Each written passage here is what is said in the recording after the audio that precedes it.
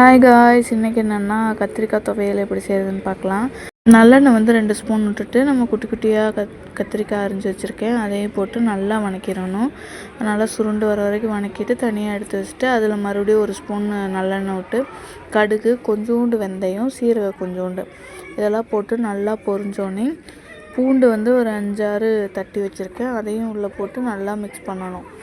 அது அந்த எண்ணெயிலேயே பொரிஞ்சு வந்தோடனே பெரிய வெங்காயம் 2 அரிஞ்சிருக்கேன். அதையும் உள்ளே போட்டு நல்லா கண்ணாடி பதம் வரைக்கும் வணக்கிட்டு தக்காளி ஒரு 2, நான் சின்ன தக்காளியாக இருக்கனால 2 தக்காளி போட்டிருக்கேன். போட்டு அதையும் வணக்கிட்டு நம்ம உப்பு தேவையான அளவு போட்டு நம்ம ஆல்ரெடி வணக்கி வச்சுருந்த கத்திரிக்காயும் உள்ளே போட்டு நல்லா ஒரு பெரட்டிட்டு புளிக்குழம்பு தூள் வந்து 1 ஸ்பூன் போட்டு, கரம் மசாலா தூள் ஒரு 1/2 ஸ்பூனு, மிளகாத்தூள் வந்து 1/2 ஸ்பூனு இதெல்லாம் போட்டு நல்லா பெரட்டி விடணும். நல்லா ஒரு வணங்கினோடனே குட்டி சைஸ் புளி, அதாவது சின்ன நெல்லிக்காய் சைஸ் புளியை வந்து கரைச்சி வச்சுருக்கேன்.